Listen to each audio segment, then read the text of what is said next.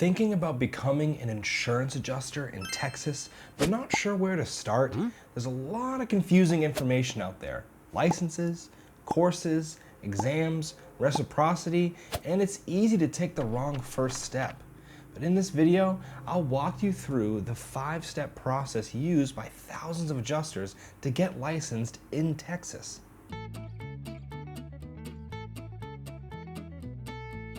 If you're looking to start a career as an insurance adjuster in Texas, this video will break down exactly what you need to do, from the requirements to licensing to what happens after you get your license.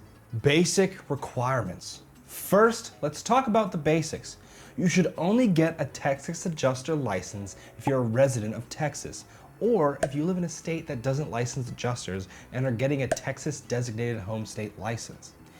If you live in a state that licenses adjusters, and most do, you should get your home state license first. Other than that, the basic requirements are pretty simple. To become a licensed insurance adjuster in Texas, you need to be at least 18 years old and be a U.S. citizen or have legal work authorization. That's it. No college degree required. And people from all kinds of backgrounds enter this field, so don't worry about it. Choosing the right license. Next, you need to choose the license type. In Texas, there are two main options: all lines adjuster license and property and casualty license, or P&C. Here's the important part. The all lines license includes everything: property, casualty, and workers' comp. The P&C license does not include workers' comp. In most cases, we highly recommend going with the all lines license. Why?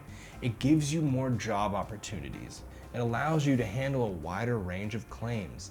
And most importantly, it impacts reciprocity. For example, if you only have a Texas P&C license, you won't qualify for reciprocal licenses in states like Florida, which only recognize an all lines equivalent. So starting with all lines keeps your options open. Pre-licensing course and exam. Once you've chosen your license, the next step is training. Texas requires to complete a state-approved pre-licensing course and pass an exam. Most modern courses are 100% online, 40 hours, include the exam, and here's something many people don't realize. If your course includes both pre-licensing course and the state exam, like at AdjusterPro, once you pass it, you can skip going to a testing center entirely. After passing with at least a 70% score, you're ready to move forward. Apply for your license. Next, you'll officially apply for your license. This includes getting fingerprinted for a background check, submitting your application online and paying the required state fees, and waiting for approval from the state. Once you're approved, you're licensed and you're ready to work. Keep your license active. After you're licensed, there's a few ongoing requirements. In Texas, you'll need to renew your license every 2 years and complete 24 hours of continuing education, including ethics. This keeps your license active and in good standing. What happens next?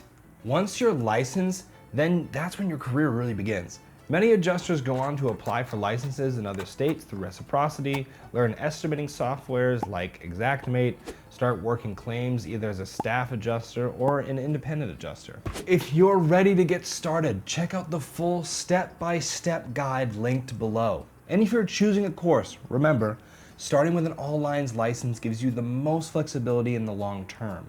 At AdjusterPro, we have courses that include the pre-licensing courses and the exam.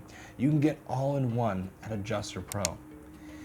Thanks so much for watching. If you enjoyed it, consider liking, subscribing, and turning on the notification button.